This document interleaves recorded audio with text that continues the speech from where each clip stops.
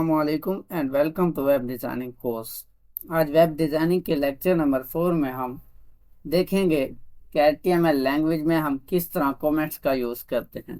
लेकिन उससे पहले हमने जो अभी तक HTML लैंग्वेज की जो चंद एक टैग्स सीखे हैं उनको रिवाइज करेंगे। तो इसके लिए आप फर्स्ट ऑफ ऑल अपना सॉफ्टवेयर ओपन कर लें। सॉफ्टवेयर ओपन करने के बाद आपने फाइल के मेन्यू में जाना है। यहाँ से ओपन फाइल पे क्लिक कर दें।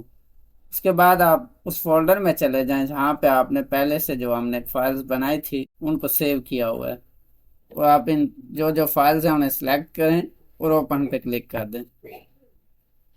सबसे पहले हम फर्स्ट डॉट HTML फाइल को देखते हैं। इसमें हमने सीखा था कि हम बेसिक जो HTML लैंग्वेज है उसकी कोडिंग किस तरह से करते हैं, जो उसका बेसिक स्ट्रक्चर है वो हम किस तरह से लिखते हैं। उसके लिए मैंने आपको दो सिंबल्स बताई थी, लेस देन और ग्रेटर देन सिंबल। कि इन सिंबल्स के इनर साइड पे जब हम HTML को लिखते हैं इसका मतलब होता है HTML टैग स्टार्ट, और अगर मैं यहाँ पे स्लैश लगा के HTML तो इसका मतलब होता है HTML टैग क्लोज। तो जो हम पहला टैग लिखते हैं वो HTML टैग होता है, उसे हम स्टार्ट करते हैं और उसको क्लोज करते हैं। HTML टैग के इनर साइड पे हम एक हेड टैग स्टार्ट करते हैं और हेड टैग को क्लोज करते हैं। हेड टैग के बाद एक होता है बॉडी टैग जिसे हम स्टार्ट करते हैं और बॉडी टैग क्लोज करते हैं। हेड टैग के इनर साइड पे एक टैग होता है टाइटल टैग स्टार्ट और टाइटल टैग क्लोज। ये बेसिक स्ट्रक्चर होता है HTML लैंग्वेज का। अब अगर हमें कोई हेडिंग देखनी हो तो उसके लिए हम H1 टैग का यूज करते हैं। और इसी तरह बॉडी के बैकग्राउंड कलर जो है, जो डिफॉल्ट में वाइट होता है, अगर उसको चेंज करना हो तो उसके लिए हम बॉडी के जो टैग है उसमें जाके कोडिंग होती है BG colour is equal to inverted commas के इनर साइड पे हम कलर लिख देते हैं। जैसे कि यहाँ पे मैंने स्काई ब्लू लिखा हुआ है, आपको जो कलर देना होता है वो आप यहाँ पे कलर लिखते हैं। इस तरह से आप बैकग्राउंड कलर चेंज कर सकते हैं। ये हमने फर्स्ट लेक्चर जो था HTML लैंग्वेज का उसमें हमने ये सब डिस्कशन की थी।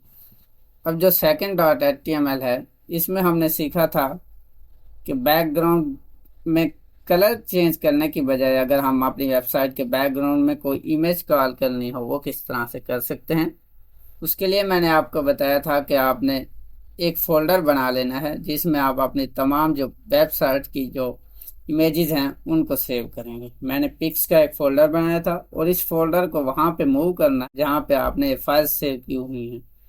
जैसे मैंने HTML के फोल्डर में ये फाइल सेव की हुई थी, वहां पे मैंने पिक्स का फोल्डर भी मूव कर दिया। तो आपने इमेज कॉल करने के लिए बॉडी में जाके background is equal to inverted commas के इनर साइड पे आपको फोल्डर का नेम लिखना होता है और स्लैश लगा के इमेज का नेम लिखना होता है। डॉट इमेज टाइप के वो JPG है या PNG है।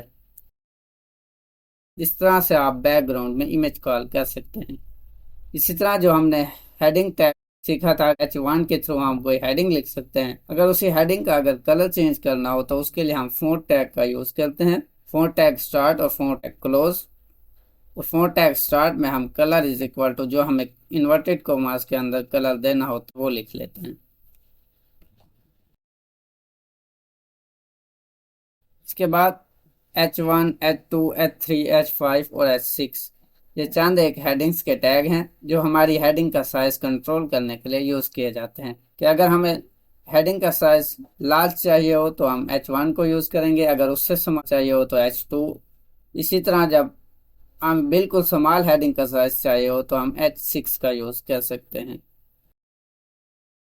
इसके बाद हमने bold tag, italic tag, underline tag और डेल टैग को सीखा था। टेक्स्ट को अगर बोल्ड करना हो तो हम B टैग को यूज करते हैं। टेक्स्ट को इटैलिक फॉर्म में लिखना हो तो I टैग को यूज करते हैं। किसी टेक्स्ट को अंडरलाइन करना हो तो U टैग को यूज करते हैं। दरम्यान से अगर टेक्स्ट को कट करना हो तो हम डेल टैग को यूज करते हैं। अब ये एक टैग है प्री टैग स्टार्ट और प्री टैग क्लोज।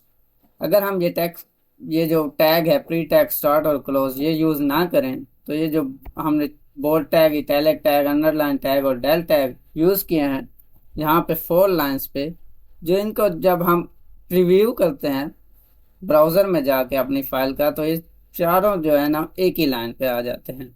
अगर हम चाहते हैं कि ये 4 लाइनों पर आए तो हम प्री टैग को यूज़ करेंगे।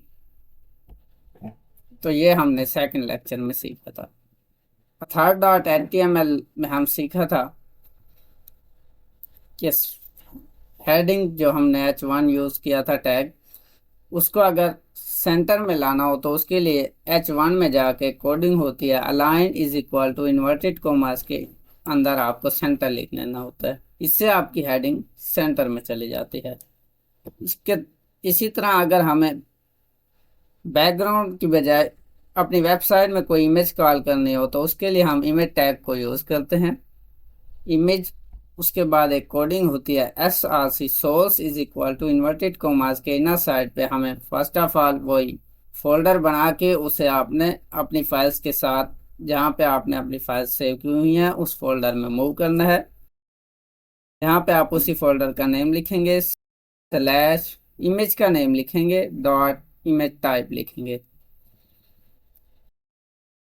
आपने फोल्डर बनाना है, जैसे मैंने पिक्स नेम का फोल्डर बनाया है। इसमें अपनी वेबसाइट के लिए जो इमेज आपने यूज़ करनी है इसमें सेव करनी है, और इस फोल्डर को वहाँ पे मूव कर देना है जहाँ पे आपने अपनी फाइल्स सेव की हुई हैं। जैसे मैंने HTML का फोल्डर बनाया हुआ है, वहाँ पे अपनी फाइल्स सेव की हुई हैं। मैंने पिक्स के फोल्डर को भी वहाँ पर मूव कर दिया है। और इमेज कॉल करने के लिए आप इमेज टैग लेंगे, उसके बाद source is equal to inverted commas के इनर साइड पे आप फोल्डर का नेम लिखेंगे, स्लैश इमेज का नेम लिखेंगे, डॉट इमेज टाइप के वो JPG है या PNG है। इसके बाद इमेज का साइज कंट्रोल करना चाहते हैं तो उसके लिए विड्थ और हाइट, ये दो चीजें होती हैं। विड्थ और हाइट आपको कंट्रोल करनी होगी। Width is equal to inverted commas के इनर साइड पे, जैसे मैंने यहाँ पे अपनी इमेज के लिए 300 पिक्सल विड्थ और 300 पिक्सल हाइट दी हुई है। इसके बाद हमारे पास दो टैग हैं, सुपर टैग और सब टैग। कोई भी सिंपल टेक्स्ट है, अगर हमें उसके यहाँ पर कोई टेक्स्ट लिखना हो तो हम सब सुपर टैग को यूज करते हैं, और अगर नीचे टेक्स्ट लिखना हो तो हम सब टैग का यूज करते हैं। इसके बाद अगर हमें टेक्स्ट को लिस्ट के फॉर्म में लिखना हो और हम चाहते हैं कि जो उसकी टाइप है वो डिस्क या सर्कल या स्क्वायर हो, तो हम एक अनऑर्डर लिस्ट का टैग यूज करते हैं। उसके इनर साइड पे हम लिस्ट टैग, जितनी हमें लिस्ट रिक्वायर्ड होती हैं वो हम टैग ले लेते हैं। इसी तरह अगर हमें लिस्ट बनानी हो और उसकी जो टाइप है 1 2 3 या इस तरह से लिखनी हो तो हम ऑर्डर लिस्ट ले लेते हैं। अनऑर्डर लिस्ट की जो टाइप्स हैं वो स्क्वायर, सर्कल या डिस्क होती हैं, जबकि ऑर्डर लिस्ट की जो टाइप्स हैं वो 1 2 3 रोमन जो गिनती होती है वो हो सकती है, ABC हो सकती है। ये हमने लास्ट टाइम डिस्कस किया था। अब HTML लैंग्वेज फॉर्मेट्स क्या होते हैं आज हम ये सीखेंगे।